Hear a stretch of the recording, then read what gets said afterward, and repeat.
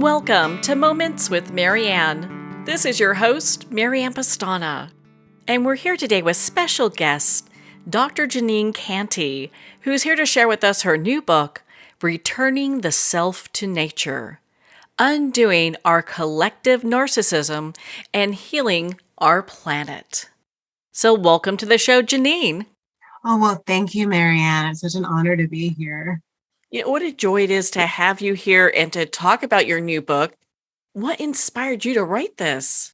My main field I'm a professor, and so I do a lot of teaching, and my main field is ecopsychology, which looks at the connection and disconnection, really, that humans of Western civilization, or really anyone living under a corporate, globalized worldview, have disconnected from nature, and how that's really affected our well-being, our mental health, and probably most importantly, the earth, and really the damage that we've been doing. And in a little kind of side trajectory of my life, I was in a relationship with a man, and it was short-lived. It was probably just a half year, but it was a really, I would say, unjarring, traumatic experience.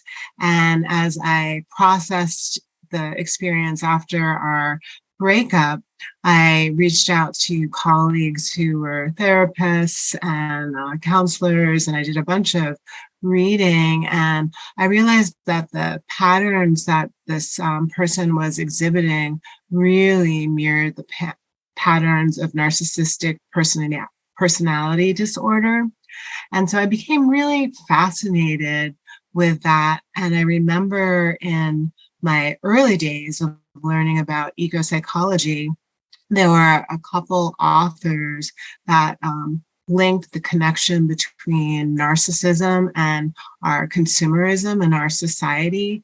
And it just really clicked of looking at narcissism and not about the individual person. So many of our mental illnesses in our society are seen as personal issues rather than an actual statement about our general community, our general societies. And I definitely believe in the latter, and looking at how the individual traits of narcissism are really mirroring what's going on in our collective society. So I started really looking at collective narcissism and the damage that we're doing both to ourselves and to the planet under those lenses.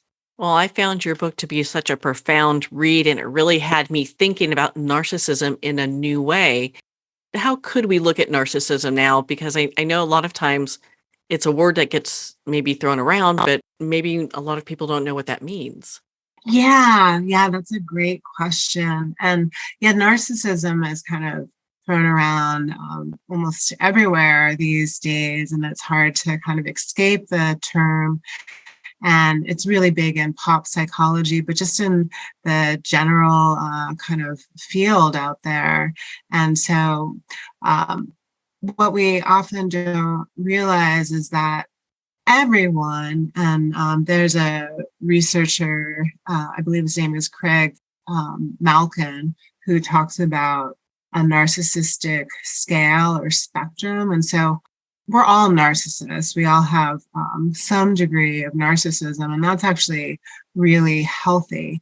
But we want to be more in the middle ranges. We don't want to have too little narcissism, and we don't want to have too much narcissism. And so people with narcissistic personality have extreme levels of narcissism. And it's kind of a maddening illness or state. And it's really an individual who has had so much trauma that they need to create a false sense of reality to feel safe. And so they basically reorder their worldview and personality and actions to make everything about them.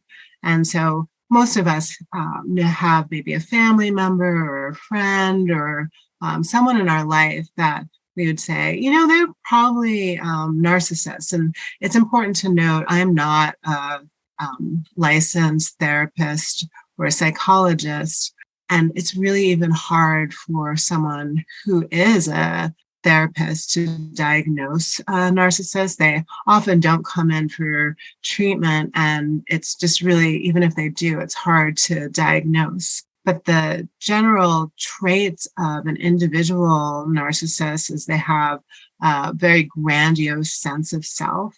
It comes across as arrogance, that I'm so wonderful, I'm so marvelous, I have all of these wonderful attributes, I'm better than everyone else. And then another trait is having very little empathy for others. So they have a really hard time being able to have compassion and understanding for the people in their lives. And I'll get into the root of what causes narcissism in an individual after I get into the traits. But I was about to say before that all of us have someone in our life that we could probably say is a narcissist, and they're usually the person that you maybe meet for coffee or have a conversation on the phone, and you have to say something about your life and how you're doing first, because as soon as you say something, they're immediately going to turn it into them and not even necessarily ask you how you're doing. They're the people that really just need all of the attention. Another trait is shamelessness. It's this kind of feeling that they can do no wrong. If there's any sort of conflict, issue, it's all about the other person or persons. They have a really hard time taking accountability for their actions or really thinking that they ever do anything wrong. And then one of the biggest characteristics is having a fragile ego. So this deep-rooted sense of insecurity. And it's kind of ironic because a narcissist comes off as so arrogant and boastful, but it's really covering up this really deep sense of insecurity that's really, I would say, tragic. And then another trait is a hypersensitivity to critique. A narcissist doesn't want to get feedback on anything that makes them appear less than perfect. And so again, with the shamelessness, they don't want to hear about what they've done wrong or how they might hurt other people, because they really just can't take that in, because they've created such a protective shell around their identity and worldview that they can't tolerate anything that cracks that. So often, if there's some sort of conflict with a narcissist and they receive negative feedback, they'll shun that feedback, and often they'll actually shun the person that gives them the feedback, and sometimes even to the extent where they cut that person out of their life. And then the last major trait is really central to narcissism, and it's this overall constant need to feel more special than others. And so it's this sense of entitlement, the sense that every day is your birthday, and that everyone should be giving you the attention, and really believing that it's not an act that one really needs to keep up at that state. And it's one thing that really hit for me when I was I did a really long period of studying narcissism after I had this experience in the relationship, but actually prior to that, because I was completing a meditation certification. And it was a year-long training, and towards the end, we had to choose emotional extreme state that we might have to work with potential meditation clients. And so I chose narcissism. And so I really thought about it so much. And one of the things that's not necessarily talked about in kind of the pop literature, if you Google narcissism, often you get a string of kind of extraordinary stories about these horrible narcissists that ruin people's lives and were really scary. And a narcissist can be incredibly dangerous. But there's also not so much material about having compassion towards this state.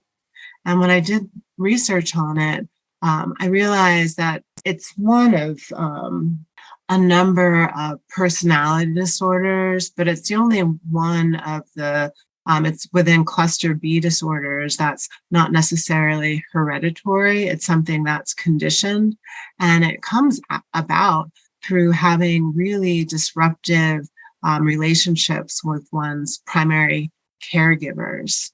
And so there's two faulty patterns that can happen. And one is when the primary caregiver, usually the parent, gives excessive attention to the child, that in a way that all of the attention is really about the parent's desires rather than creating a safe space and encouragement for the child. So, you have the hyper achiever parent that wants their toddler to start applying to Harvard, or having, so much heavy demands that they're not really focused on the emotional safety and nourishment of the child. And same thing with the other faulty pattern is attention withdrawn too early. And that's more of the primary caregiver that just doesn't have the capacity or energy or skillful means to really nurture their child and give them appropriate attention. And both of those lead to the child having a really deep sense of damaged trust in both their primary caregivers, but really translating it to the whole world. And what happens there is they create this false self. And so they have to basically create a cocoon around them that feels really safe, their safe bubble, where all of their needs are met through this false reality that they create. And there's so many dynamics there, but it's really sad that little children are not getting appropriate caregiving, and then having these ruptured senses of their selves that create really negative patterns for their entire life. And I also, in my experience, I also saw how tragic it was that narcissists can be really dangerous and disruptive. And there's all sorts of different categories within narcissism, of different types of narcissists. And most of them, all of them are pretty detrimental to the people around them. But what happens is that these people, narcissists tend to latch on to individuals to feel their need to fuel their fire of being special. And so they'll basically focus on their targets or their victims, and kind of suck the energy out of them for a long time, and just give them so much attention and fuel that need for attention. And then suddenly there'll be some sort of disruption, painful incident, a series of painful incidents. And most therapists say that if you're in a relationship with a narcissist, you should run. You should basically get out of that situation and have no contact. If it's possible, a lot of folks, if it's a family member or a spouse, sometimes a coworker, it's really hard to get out of those relationships. But then what happens is that person just gets recycled into the general population and finds new people to satisfy their needs. And then that cycle happens over and over again. And so that was one of my pieces of really needing to see this more as a larger issue rather than about the individual. And then, as I talked about before, my work isn't about addressing individual narcissism. I realize that all of this translates to the way that our society is acting towards one another and towards all sentient beings, towards the earth. So when we go back to those traits and look at what our current society, between things like social media and all of the advertisements and all of our hyper focus on individualism and all of the memes like pulling yourself by your bootstraps and you're number one and you got to look out for yourself, it creates this kind of story that we're all these individuals starring in our own documentaries, and everyone is so interested in us. And so we get pretty out there in our need for attention, constantly posting selfies or stories about ourselves, really hyper focusing on what our needs are and how we're so special. And so then we have a whole society of folks that are basically addicted to ourselves. We need to have the right jobs, the right partners, the highest grades, the best place to live, the right clothes, the right body types. And all of these things are kind of focused on externals of what the larger society is expecting of ourselves. And so if we go back to those traits, we have that first one, that grandiose sense of self, or this arrogance. We see that in our society. Folks are so focused on who we are as individuals and our specialness, that we end up moving into that second pattern of having very low empathy for others. In the past, there was so much more attention given to really showing up in service for different people, for being almost more curious and interested in the welfare of others than ourselves, or at least having balance in it, of helping your neighbors, of actually, one of my things that it makes me tear up often thinking about it when we think about our country right now and how politically divided we are. In the past, it wasn't uncommon to have friends across different political spectrums and religions and even economic classes and in a lot of cases, different races. And now we're in this kind of bubble where we can reorder everything to just have people in our lives that reflect what our quote unquote values are, or what we think the right values are. So we have a very reduced ability to step inside other people's realities that are different, and to actually put aside a lot of our differences and actually just show up in caring for others. And same thing, often most of us don't want to hear about how maybe our worldviews or our actions or our behaviors in general might be hurting other people and, of course, the planet. And so there's all of those different traits. And so this just hyper need to feel really special. And of course, each of us are so very special, but we're all so very special. And it's also not just about humans. And when we're living in a society where we're just encouraged to focus on ourselves, we have so little time and foresight to step outside our realities and care about others, and especially to care about the planet. And earlier, I talked about that primary caregiver, those disruptive patterns that narcissists have, and how that results in damaged trust in basically all beings, and with our parents and with people in general.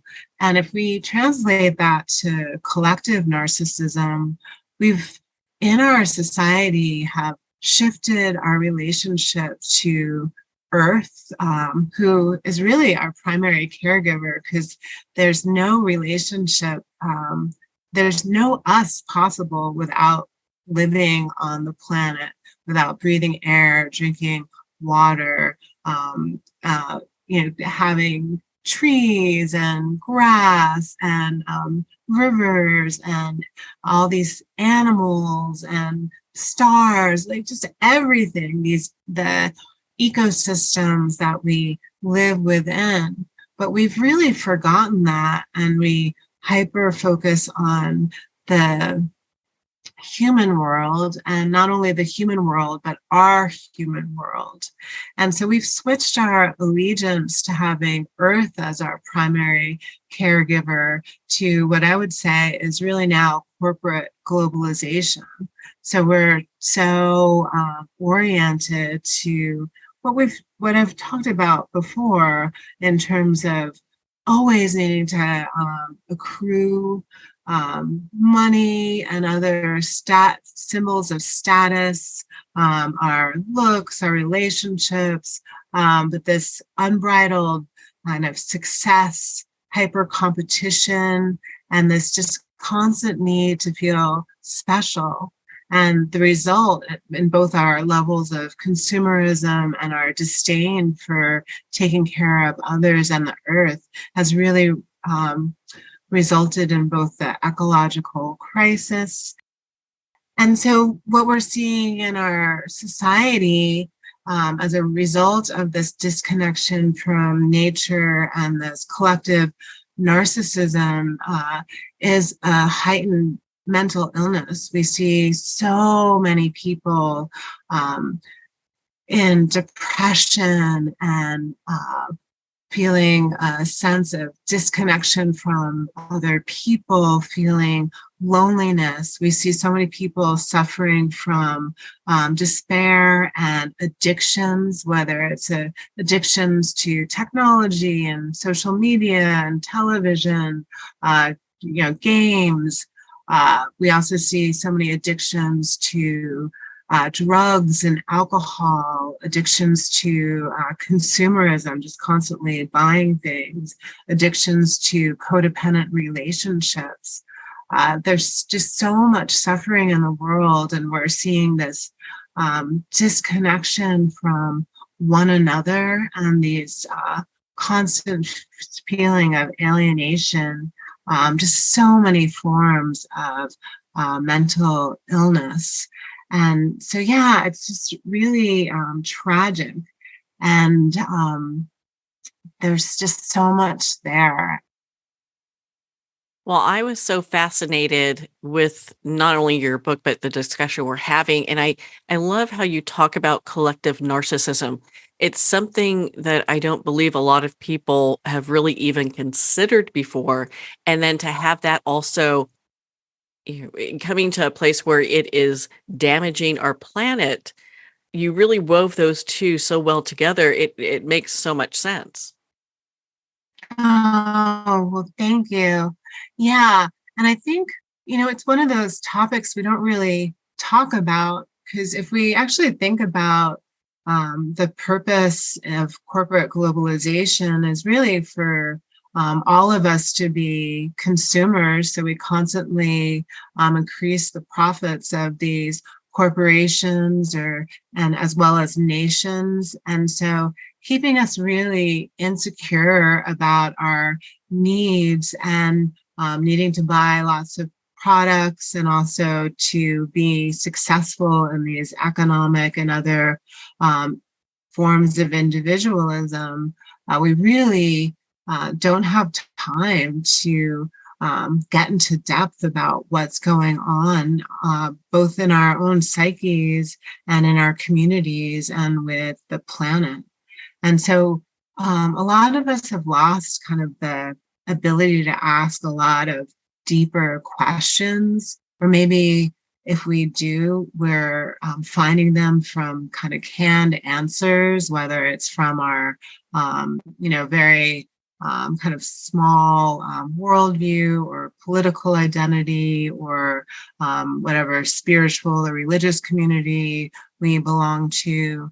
But we're not having a lot of experiences that the kind of philosopher Krishnamurti would call them firsthand beings.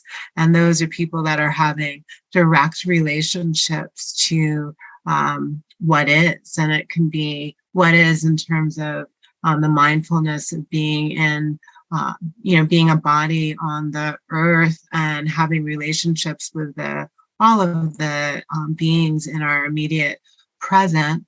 And it's also when we have such strong senses of ourselves and our ecosystems, and can actually get out of our heads, kind of our thinking minds, and more experiences, we end up being more, I guess, in a lot of ways, more of a unique and kind of not necessarily a rebel, but a really authentic being, because we have these really firsthand relationships that we're learning how to connect with something so much greater than ourselves and so much greater than just the human world. And so we learn kind of pathways to having deeper wisdom. And so much of it is just finding the very extraordinary in the ordinary, such as this morning I pulled open the curtains and there was a herd of deer outside, and we had a little interaction because the little deers jumped up and were a little afraid, and I said, I waved, and then they came back to eat these little apples that are below the tree. And looking at the sunrise, having a really nice cup of tea, having a nice conversation with someone, looking at the moon, watching the leaves fall, the first snowfalls, which are coming. There's just so many, I would say, very ordinary experiences that take us into a more transpersonal and divine reality, but they're just such simple things. And often we forget to make so many moments of our day about finding the extraordinary in the ordinary, because those are the things that actually bring true joy. Not having a bigger wardrobe or a more expensive car or a bigger title. Not to say all those things are, the worst things to have in the world. I mean, but to really value really what's the real good stuff in life. And I think breaking out of this collective narcissism and shifting into some healthier relationships. There's a lot of folks that talk about when people spend time in nature, that civilization itself is only 3 days deep. So if we start really working on the patterns of seeing what's going on and breaking that and starting to form new relationships with ourselves, with other people, and I'd say most importantly with the natural world, we start to recover a lot of the lost gifts that we've had, that are innately part of ourselves. And in eco-psychology, there's a term called arrested development, which is basically saying that most adults in our society are, we've never really matured, that we're really stuck in like early teenage years because we didn't have the right kind of nurturement of having really healthy relationships with other people and with nature, and learning inter and intrapersonal skills and these deep levels of compassion, and really just learning how to be awed by being having this gift of being a human in the world at this time. And we start to recover a lot of these gifts, the healing becomes possible. And in the book, I do talk a lot about, towards the end, about how we can heal. And I don't know if that would be a time to jump into this, or if there's anything else you want to talk about. Well, before we get there, I do have some other questions. Yeah. Oh, good. Yeah. Okay. Yeah, I could No, just go on and on. no, I'm glad that you do. I'm glad you do, because I'm just I find this so fascinating, especially when we talk about the collective narcissism that is in many ways damaging our planet. And I would really like to kind of drive Yeah. that home. So what does that even look like? Yeah, there's so much in there. When we're so focused on our individual needs, we're constantly basically consuming all of the resources of Earth in order to meet our false needs, this false self. And so we can go about as individuals of buying a lot of things, of not caring about our ecological footprint, like all of the trash we might create through our consumption, not necessarily caring about where our goods and services come from. We live in an age, and I think the pandemic in a lot of ways have heightened this, where we don't really have to have relationships with people in our community. We can just order from online service to get all of our, perceived needs met without even having to interact with anyone. So we're losing more of the ability for caring. And so when we're doing all of these kind of selfish behaviors, we're actually also encouraged by, as I was talking about, the system of corporate globalization, to be both consumers and also producers. And so many of us have no really skill set with being able to survive on the land, and having more primal skills of even being able to grow food, of being able to go on an excursion in nature without getting lost, without knowing where our water comes from. So many of the things were dependent upon larger systems. And so we see nations and corporations having so much, especially I would say these transnational corporations having so much weight in how our lifestyles are produced. And so we even see now how the dwindling power of a lot of nations, or even world governmental organizations have, because so much of what's going on in terms of even war and ecological degradation is being led by corporations, often in participation with local nations through their military and government. So we see across the globe all of these waters that have been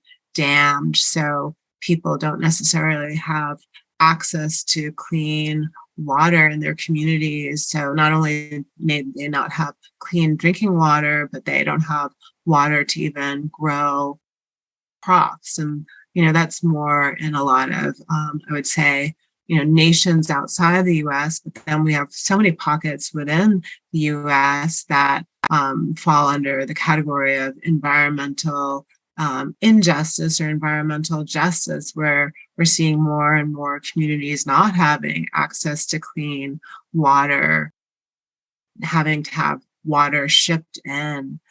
We're seeing so many massive disruptions of people having to flee their homes because of wildfires, because we're so out of balance with the ecosystem that rain isn't coming in proportion and water isn't reaching areas where it once did. We're seeing this with air pollution. And I know where I live outside of Boulder, Colorado, in the last number of years, the air pollution in the summer has gotten so bad. And Colorado has been so well known for having like beautiful, clean mountain air.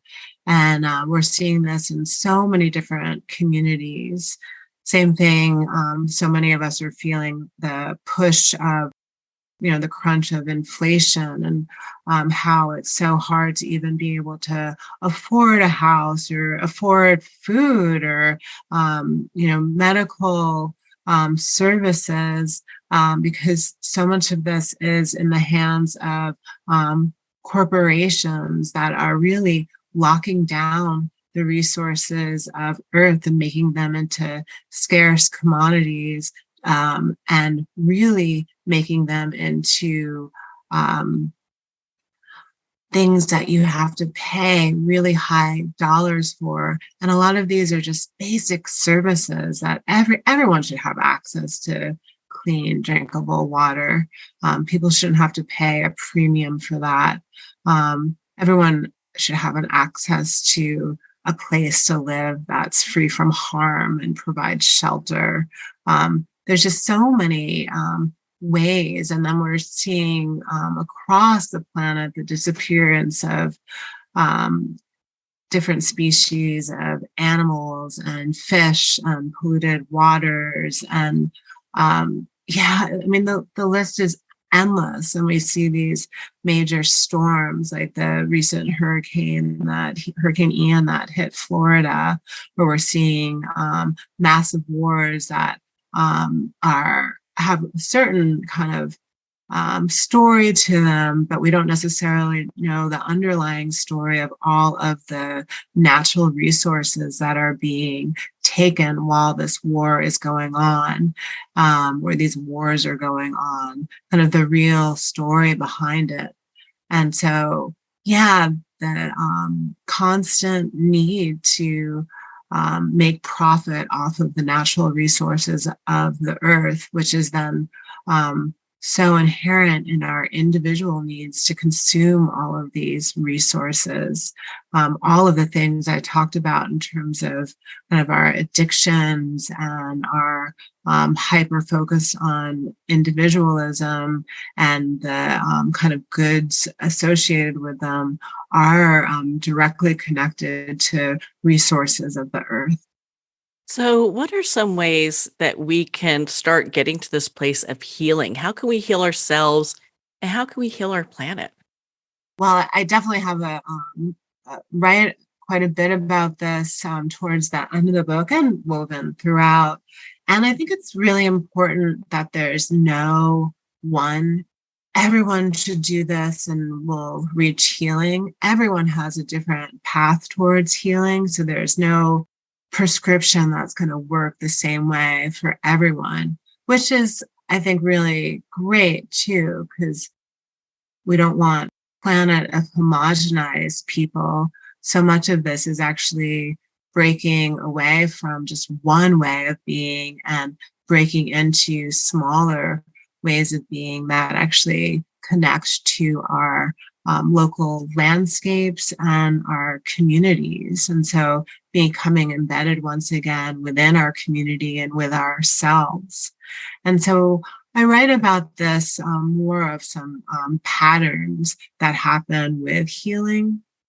And some of them we've talked about a little bit, well, a lot. When the first one is just this idea of the unraveling of actually just acknowledging what's going on in the planet, in our human communities, within ourselves. And we don't have to study every book and article and documentary about these issues, but just getting some basic awareness of admitting like, hey, what's going on in our communities and on the planet? It's not okay and it's not working. And it doesn't matter what my political affiliation or my social location or my religion. I mean, all of those are important factors within our worldviews, but we need to kind of step outside of some of our differences and really just admit that kind of wherever we're landing right now, what's going on is pretty messed up and it's not working. And we're seeing our home, the planet being destroyed, and we're seeing our communities and individuals and collections of people being devastated. And so really that process of acknowledging both our individual and collective entrenchment within this narcissistic worldview is a major step towards healing. But it's not enough to just think about it and be in our heads and get literate about it. We actually have to go a lot deeper, because probably anyone who's listening to this might notice that from some of the things I've talked about, they feel a little prickly or triggered, or maybe a little depressed or angry, or a really healthy response is to feel sad about it. And so a lot of the work is attending to our emotions. And there's practitioner scholars such as Joanna Macy or Miriam Greenspan and Pema Chodron and others that really talk about and give practices of how we attend to our emotions. We can't just abstractly hold all of this in our heads. We need to figure out what's going on in our bodies and seeing how so much of the pain that we're experiencing isn't just a personal thing. And that's where I love so much about ecopsychology. It's saying that so much of traditional psychology is saying, well, it's about you and your relationship with your mom or your dad or your partner, and not recognizing that if like all of the clean water is disappearing and air is getting polluted and it's getting harder and harder to scrape by with a living, and we're seeing so much anger and strife, maybe this isn't a personal problem, and maybe this is a collective issue. And maybe that sparks anger and sadness within me, maybe even some curiosity in terms of how we might work through this together. And so really staying with our emotions and treating them as wise teachers rather than going with our conditioned response to minimize and often repress our emotions. And ironically, because I talk so much about the dangers of being narcissistic, but we actually need to genuinely love ourselves, and not the false selves that we've created on our social media platforms of who we want others to think we are, but who we actually are. To have some deep compassion for our quirks and our awesome skills and our tenderness and our joyfulness and even our anger, our relationships, all those things that make up us, and learning more about who we really are, what we love, and really having some holding capacity to say, I'm a pretty decent person, and there's places where I've got lots of work to do, but in general, at the basic core, I care about so many things and people and places, and I'm not going to go into these patterns of not caring, because I know my genuine nature is to care. Another area that I just truly am a practitioner and really believe in is the power of mindfulness. And I'm a meditator and I, like hundreds of thousands of people, do lots of yoga, but also spend a lot of time outside and just really being able to step inside our bodies and the immediate moment, the nowness of now, and quiet our minds a bit, but in a way that lets thoughts and things surface so we can be like, oh, that's interesting that I keep getting fixated on this problem or this person, but like what's actually happening right here in my immediate environment? And what if I just dedicated a little bit of space to just be right here? Because often that can be a pleasant experience.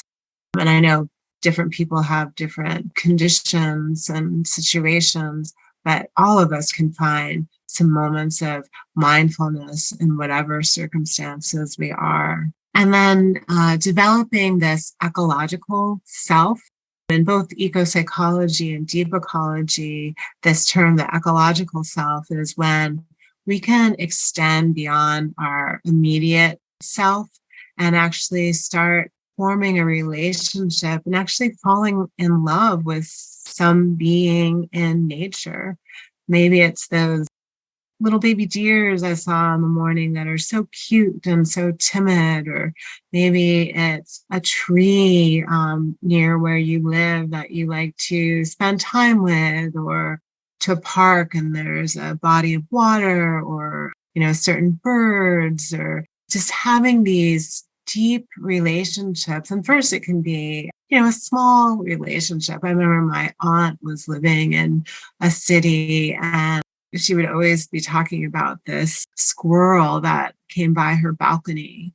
And my godfather, I remember he had this hawk that would, when he was going on his walk, would always follow him around. And so we can just have these like little conversations. And then suddenly we realize that our destiny and their destiny is actually bound up and we're connected. And we might be falling in some sort of friendship or even love. And it's different than the way we're taught love should be. And then same with the ecological self. We also can develop our ecological self to start doing some really healthy practices that are intended to reduce our impact on the earth. So probably most of us recycle. Where I live, most households compost. I was listening to something the other day that was saying, we are already on the planet, have all of the clothing that we need. We don't really need to create more, have all these recycled products that we can do, and thrifting and all sorts of stuff. And looking at that through so many lenses, we can antique furniture rather than just always buying something that caused more trees to be cut down. We don't have to overnight become like the eco superhero, but all of these like little actions can create big change. Maybe trying to grow something in a garden or even a potted plant during the summer outside, like some tomatoes, and really starting to learn how actually hard it is to grow food, and just so many little actions. And then one of the biggest, and we talked about it quite a bit, is really building compassion towards others. So this relates to, I'd say, all of these things that we're talking about, but getting mindful to the present when we're actually with other people, or even when we're not with other people, and getting curious about what's going on with them, and getting back into having really good interpersonal skills, and just asking someone how they're doing, walking by a stranger and smiling, maybe not if it's not a safe situation, but, making eye contact when it's okay, just helping a neighbor, doing more service if we have, all can make a little time to help. And even if it's just a small action, just like that ecological self, we can develop a multicultural self where we break our small cocoons and step out into the world and learn about the stories of other people and how they got to be who they are. And so we might not agree with all their values, but at least we understand, and we might actually start realizing that a lot of their stories relate to our stories.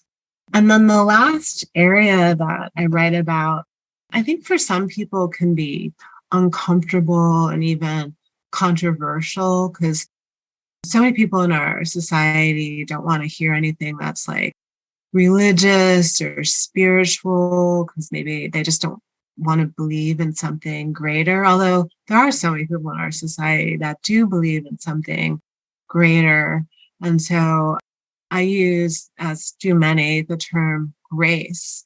And that's really the ability to recognize that there's something so much bigger than us, so much bigger than me as an individual, but also so much bigger than the human community. And it's this connection that's kind of a web throughout all of the planet, but even bigger and beyond. And there's intelligence and kind of a system and wisdom that's beyond our capacity to know, but we can participate it. And it's kind of back to finding the extraordinary and the ordinary. Often when we quiet our minds and participate in the most simple things, like getting it outside in nature or meditating or even listening to someone else's story, all of a sudden we might realize that there's some sort of force that's greater than us, that's actually an ally.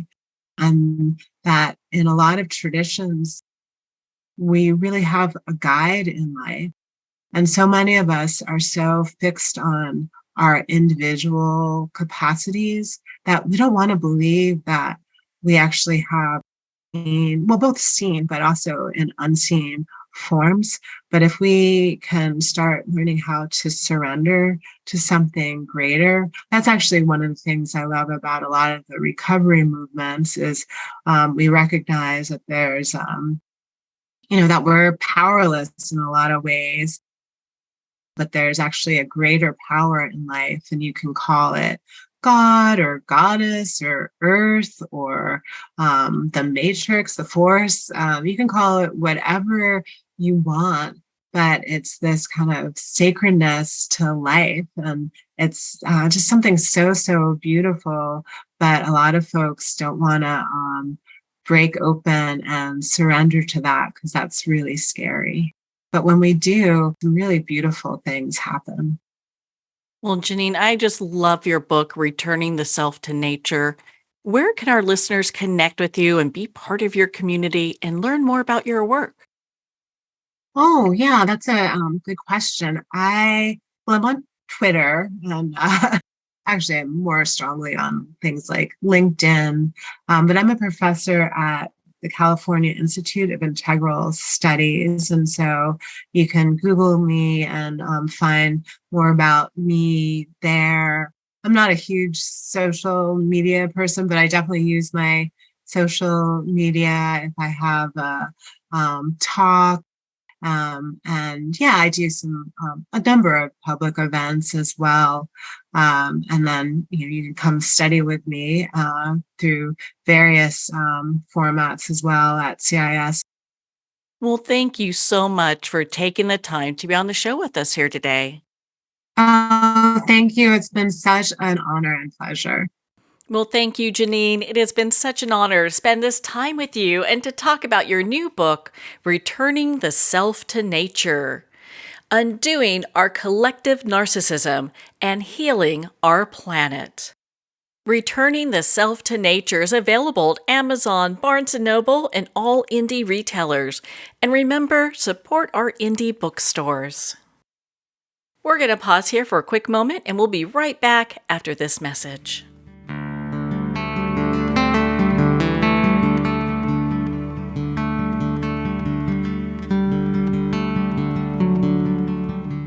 I'd like to thank Jason Eastwood at Guitarfulness for sharing his inspiring music and talent with us. His music is known worldwide for cultivating atmospheres of harmony, inner peace, and clarity.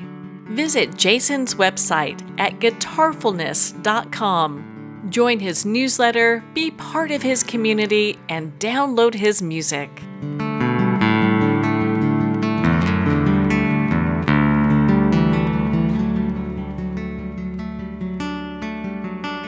Well, we're at the end of our time today. I'd like to thank everyone for tuning in. You've been listening to Moments with Marianne, where we make every moment count.